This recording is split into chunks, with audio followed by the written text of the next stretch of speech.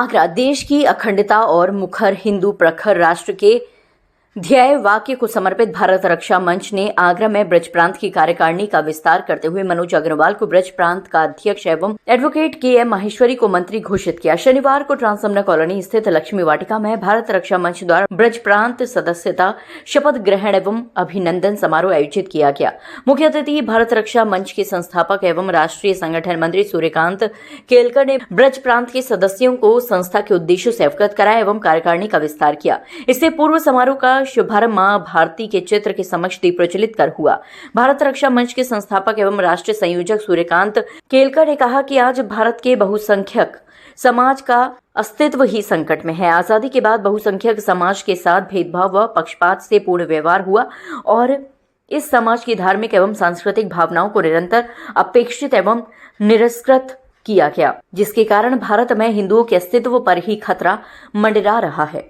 उस खतरे का प्रतिरोध करने के लिए ही भारत रक्षा मंच ने एक सूत्रीय कार्यक्रम हाथ में लिया है कि भारत में अवैध रूप से घुसपैठ करने वालों को चिन्हित कर उन्हें वापस भेजा जाए। राष्ट्रीय मंत्री सुजैन आनंद ने कहा कि संगठन लगातार भारत को हिंदू राष्ट्र बनाने के लिए प्रयासरत है। इसके लिए आवश्यक है कि मातृशक्ति जागरूक हो और इस दिशा में आगे बढ़े। जय अग्रवाल ने कहा कि हमारा उद्देश्य है कि हिंदू परिवार 3 संतानों को जन्म दे, जिसमें से एक संतान को देश को समर्पित करे। समारोह में भाजपा महानगर अध्यक्ष राजकुमार गुप्ता का स्वागत भी किया गया। उन्होंने कहा कि अब देशवासियों के लिए संघर्ष का नहीं उत्सव का समय है।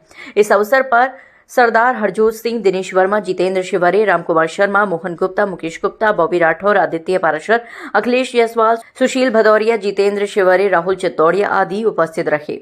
आगरा से हिंदुस्तान वॉइस 18 के लिए दीपक कुशवाहा की रिपोर्ट। बीच हमारे भारतीय जनता पार्टी के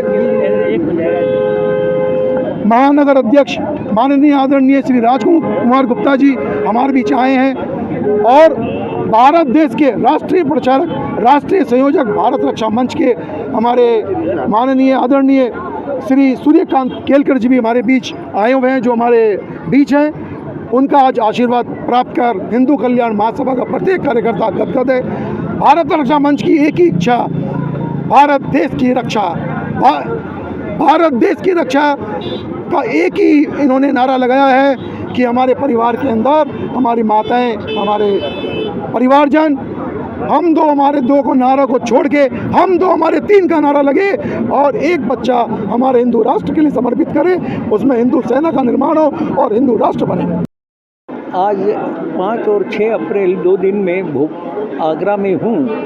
आगरा में इसलिए आया हूँ कि भारत रक्षा मंच का राष्ट्रीय अधिवेशन आगरा में सितंबर मास में करने का विचार और उसी दृष्टि से यहाँ स्थान देखना, स्वागत समिति बनाना, अपने अधिवेशन की बाकी व्यवस्थाओं का अभी से विचार होना, इन सब बातों को कार्यकर्ताओं के साथ बैठकर करने का विचार है, निश्चित करने का। उस दृष्टि से मैं यहाँ आया हुआ हूँ। मेरे साथ पश्चिमी उत्तर प्रदेश ये क्षेत्र है हमारा, जिसमें 3 प्रांत है, ब्रज प्रांत, मेरठ प्रांत और कानपुर प्रांत। इस क्षेत्र की संगठन मंत्री सुजैन आनंद भी उपस्थित है। तो यहाँ अधिवेशन अच्छा सफल हो, यशस्वी हो, इस दृष्टि से उसकी योजना बनाने के लिए यहाँ आए हैं। हिंदू कल्याण महासभा द्वारा आज ट्रांसजमुना में मेरे अध्यक्ष बनने के बाद जो अभूतपूर्व स्वागत किया है, भव्य स्वागत किया है, मैं हिंदू कल्याण महासभा के सभी पदाधिकारियों का आपके चैनल के माध्यम से बहुत बहुत आभार व्यक्त करता हूं और अपने शीर्ष नेतृत्व का बहुत बहुत आभार व्यक्त करता हूं कि जिनके द्वारा मुझे आज एक महत्वपूर्ण जिम्मेदारी दी है।